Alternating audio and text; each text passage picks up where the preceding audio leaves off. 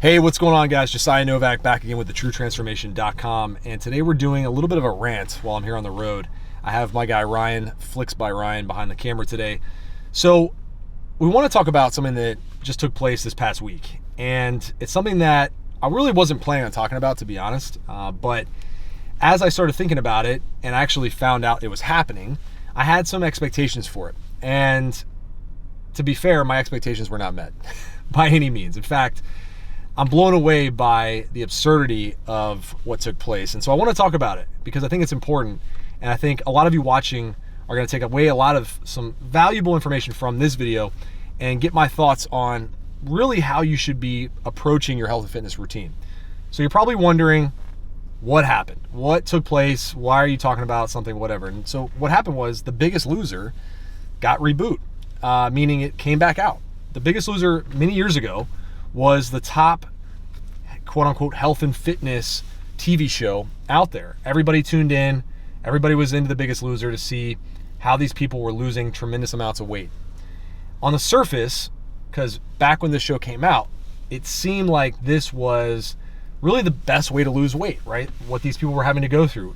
Crazy workouts, hardcore dieting, a lot of in-your-face motivational speaking, pushing them, getting them out of their comfort zone. The trainers who were on the show, specifically Jillian Michaels, became world famous because of their work on The Biggest Loser. And to be fair, during the course of the show, people lost a lot of weight, like a ton of weight. I'm talking like 100 plus pounds, like insane, right? However, once people started to realize that the people on the show weren't keeping the weight off, they were going home, going back to their old habits, going back to what they were doing before. They didn't have the support system. They didn't have the environment set up like they did on the show. They were gaining all the weight back and gaining even more back than when they started. And so the show actually stopped running after a while. It went away and it was gone for quite some time. And it was kind of like the butt of jokes, right? Like trainers in the know, really smart trainers would talk about how The Biggest Loser is not the ideal way to lose weight. In fact, it's one of the worst ways to go about it. And it sets you up for a rebound and just not the ideal way to approach your health and fitness. Well, about a few months ago, I got word that The Biggest Loser was coming back. And I actually know the two trainers that were pegged as the trainers for the show. I don't know them personally. I've never met them face to face, but I know of them. And I know their stories, or at least I know what they talk about publicly. And to be fair, I had some high expectations because these trainers have a lot of knowledge and they actually have some good experience in the field of helping people lose weight. So going into the show, I thought, man, they're probably going to make up for these past seasons where they did things the terrible way, right? Starving people, torturing people really to help them lose weight. They're going to come back and they're going to do things the right way. They're going to teach people how to really lose weight permanently. And so I kind of forgot about it after I heard about it. And then when I saw that the first episode was just released, I sat down to watch it. And that's what I want to talk about today. My thoughts on the reboot version of The Biggest Loser.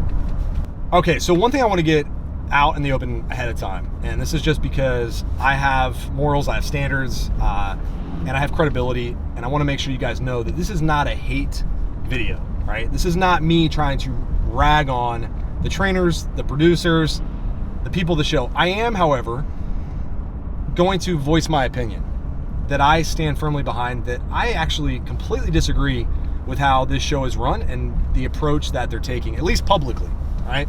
And my perception is that this show is a horrible example of how to lose weight. That's my opinion. I have a right to my opinion, but this is not a personal attack on any of them, because personally, I don't know them. I don't know them at that level, so I can't speak to their character. I can't speak to who they are as people. All I can speak to is what I see on the show that millions of other people are watching publicly. So first and foremost, The Biggest Loser, now that it's reboot, has failed to create a focus around what is important. The idea behind the show is it's basically a weight loss contest, all right? It's two teams pitted against each other. All of the people on the teams are morbidly obese, meaning they have, in some cases, type 2 diabetes. They are on a fast track to an early death. They have joint issues. They have functionality issues. They have sex drive issues. They have a lot of things that come with being 80 to 150 pounds overweight. So when working with people like this, it's not as simple as eat better, move more, right? It's more psychological than anything, because what we're trying to do is break hardcore addictions to lack of activity, comfort foods, and general unhealthy habits that have built up over, in some cases, many decades. So the first mistake I see that the Biggest Loser makes is they put such a big emphasis on the scale, all right? It's two teams both trying to lose the most amount of weight as fast as they possibly can in order to stay on the show. Because what happens is the team who loses the least percentage of body weight, the scale doesn't go down as much, one of the people who is on that team has to go home. So they're trying to, it's like Survivor basically, right? Like who can stay on the show the longest, who can be a part of the team the longest, who can get the most face time on camera, like all this stuff, right? And to be fair, like this is never the way that I would ever tell someone who, in any case, who has weight to lose, to focus on the scale. And I've done podcasts on this. I've talked about why the scale goes up and down, why it's definitely not the only way to judge your progress. But when it comes to someone who's morbidly obese, if all we're focused on is the scale, we get so fixated on that number that they start to judge whether or not they're doing the right things based off that number alone, okay? And that's a dangerous game to play, because honestly, the scale's gonna do some funky stuff, especially when you're that heavy. You might drop a ton of weight at first, then you might gain some back, then it might go up and down.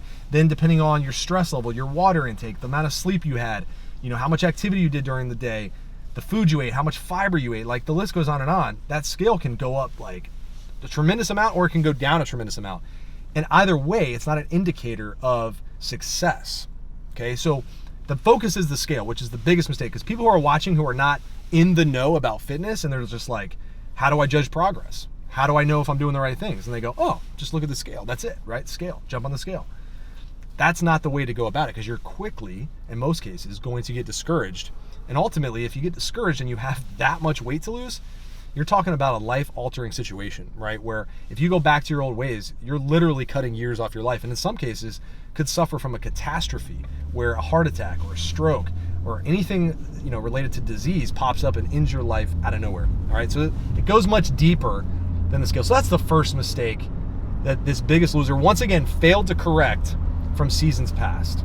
Okay, so next up, and once again, like I'm going to try to find some positivity around this program, but and I'll get to some of the things I think are good and where they did something helpful, but I got to get this stuff out of the way, because this is the big stuff, and this is honestly what the show is based on. This is the entertainment factor. This is the highlight, right? This is what they're showing in the preview for every week's episode. This is the stuff that the general audience, and I'm not here. One thing I want to be clear is, and by the way, just full disclosure, I had a conversation with Steve Cook, who's one of the trainers on the show. We had a conversation on Instagram, back and forth. I voiced my opinion, he voiced his. I disagree with him, but it was very civil, very professional, very respectful. He talked a little bit about his approach behind the scenes with some of these people, and while I appreciate that, and I understand that he is probably doing some good with helping these people behind the scenes, the problem is that this is a publicly televised program. The purpose of the show is to get eyeballs on the show. And so it's millions of viewers over the course of the show, however long it goes, that are going to be getting information about how to lose weight. And so it's irresponsible to say, well, what goes behind the scenes is different than what you see publicly. Great. That's like saying, oh yeah, I'm publicly, I'm a great father and a great husband, but behind the scenes, I cheat my ass off and I treat my wife like shit and I don't treat my kids well. That's a problem. So what goes on publicly for the show is really where I have a bone to pick, because it's teaching these people some things that honestly are just flat out dangerous. When it comes to the workouts, the way the show is based is around these challenging sessions that the trainers put the clients through. Now, I don't know if they put them through workouts like this all the time or if it's just for the camera, but either way, it's the focal point of the show. It's workouts that literally, if you watch it, they are making people puke during a workout. There is a girl that literally breaks her ankle trying to run an obstacle course because she's 300 plus pounds and her joints and ligaments cannot handle that type of workload. Her body's not ready. The first episode, they make the contestants run a mile. A lot of the people have never even run, let alone run a mile before. And not to mention the level of stupidity when it comes to running, when you're that heavy, is unbelievable. It can severely damage ligaments. It can break things. It can tear things. And here's the issue. Yes, I know there's medical supervision on the show, obviously. There's doctors there. There's people monitoring things, right? Making sure people don't die of a heart attack and a stroke, and making sure things are done as safely as possible. However, all it takes is one mishap, one ankle twist, one knee, rip, whatever, ACL tear. These people who are already struggling just to get off the couch, imagine being in recovery for a year. Imagine tearing your Achilles and you're on crutches or you're in a wheelchair. That can literally put someone out, not just for a year because of the recovery, but for multiple years, for 5 more years, where they're so depressed because they're eating their face off again. They're, stuck on the couch, not able to even do anything, even if they wanted to. You're talking about literally, once again, putting someone's life at risk. And the people that they care about, these people on the show have kids, right? These people on the show have family members. These are not, people who are lone wolves who don't have any people that rely on them. These are people who are on the show for a reason. They're trying to change their life. They're trying to change their families' lives. They're honestly at death's door in some cases because they're looking at a situation where there is no going back from the health damage that they're doing. So when you're putting people through workouts like this, like I saw, for example, someone who is 100 plus pounds overweight doing box jumps. Like, that is a advanced athletic movement that honestly, as a coach and trainer who's been doing it for 15 plus years, I would never, in most cases, even have moderate to average athletic people do box jumps right out of the gate, because you're just not ready for that. Your body just isn't primed for that. You haven't built up the strength, the athleticism, and just the experience to be able to do something like that right out of the gate. So needless to say, the workouts that they're putting them through, and once again, I don't know if this is a daily workout, but even if it's once a week, it's just not worth it. The juice isn't worth the squeeze when it comes to the risk that you're putting these people under. Next point I want to make is, Josiah, like, if you're probably wondering, like, well, what would you do differently? I mean, how do you make a show about weight loss that isn't going to bore people to tears, right? And I'll be honest, here's the issue. They're trying to make a show in a very short period of time, okay? They're trying to create entertainment, sex appeal. People's attention spans are very short these days, so they're trying to create something in a very short window of time, where what actually probably needs to happen is they need to be better long-term storytellers, okay? They need to film a transformation over the course of a year or a year and a half or 2 years. And I get it, budget and people's jobs and blah, blah, blah, blah, blah, right? But obviously, those things in these producers and TV networks' eyes are more important than people's well-being.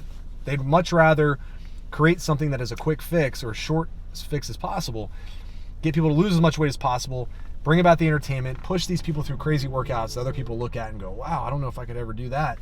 Get people to tune in. They'd much rather put that as the important thing or things versus taking their time, building a story. You can still build in excitement. You can still build in drama, but it just has to be done over a longer period of time, because the habits and the routines that need to be in place for these people to do it the right way are going to just cause them to take a longer period of time to get to where they want to be. Some of the things that need to be talked about that I haven't seen talked about on the show yet, and I'm not sure if they're ever going to, but the daily habits, right? The daily habits that are not sexy. Getting on your feet, getting better sleep, making better food choices, right? Because honestly, these people are not going to respond well to a very calorie restrictive diet. Yes, they need to lower their calories. Yes, they need to eat better foods, but they also need to feel satiated, right? People who have food addiction, they really, really struggle when they're hungry, because it's like a crackhead who has a fiend, right? They're like, oh, I got to get my hit, right? I have to do it. I'll do anything to get it. That's what these people are going through in a lot of cases. And so if you are starving them in an environment where there's a lot of pressure, a lot of social cues, a lot of things that, they're getting from the trainers, like motivational speeches and all this stuff, it can become slightly easier to stick to the diet. But once they go home and they're dealing with these hunger feelings, the deprivation feeling, they're going to go back to eating like they were before, versus just teaching them how to be more full, giving them more recipes that fill them up, make them feel satiated. They can eat, every 2 to 3 hours like they were before. And it's just about small changes that start to compound over time. That's hard to make into a marketable program, right? Because that sounds somewhat boring. But dude, I gotta be honest, that's the real deal. That's what works. It's been proven time and time again that the way they're doing this is not gonna work. So I don't want this video to just be me bashing the Biggest Loser and saying how ridiculous it is and how these guys are dumb and whatever. I want to give you some actionable points that you can take home. So I have nothing wrong. First of all, I have nothing against challenging yourself, getting out of your comfort zone. In fact, I talk about it all the time.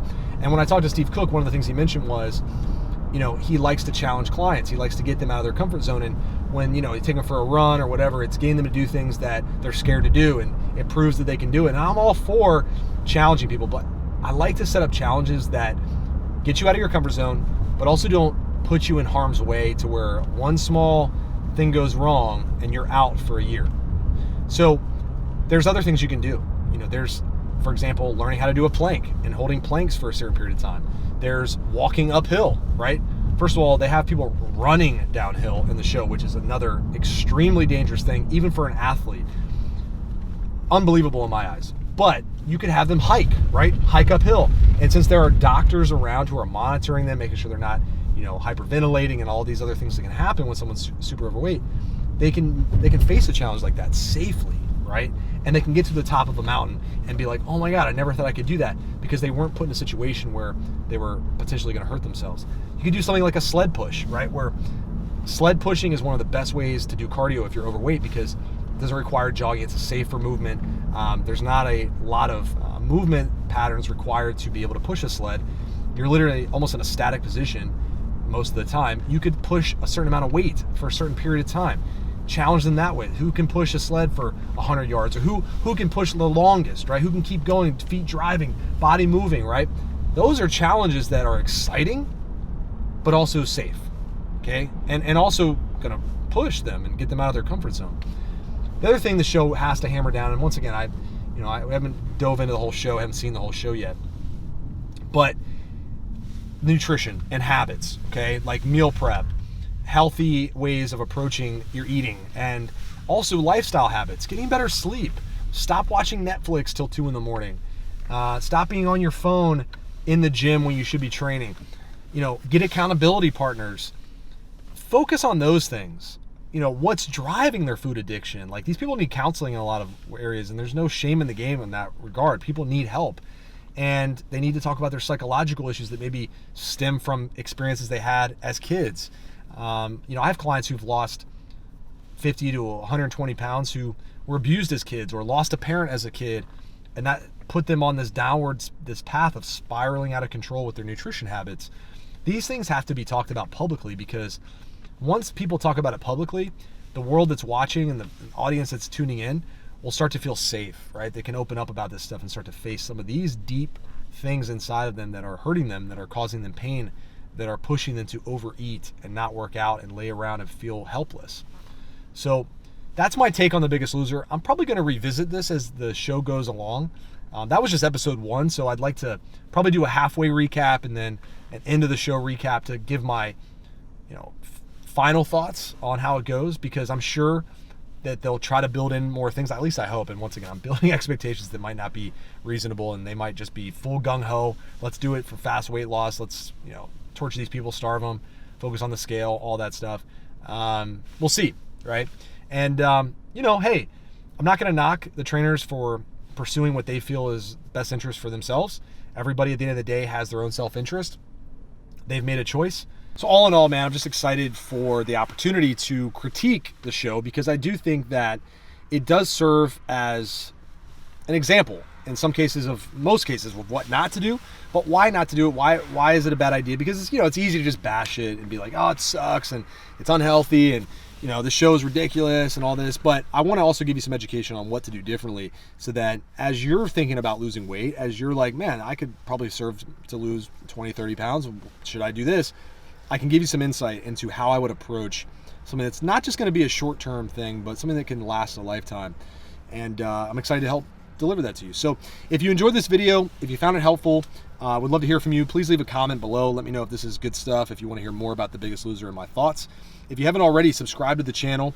And Stay tuned. We got some more stuff coming your way. You can also visit my website, thetruetransformation.com, if you're interested in getting some more help and you want to see what we're all about. In the meantime, I'm Josiah Novak, thetruetransformation.com. Talk to you on the next one. Peace.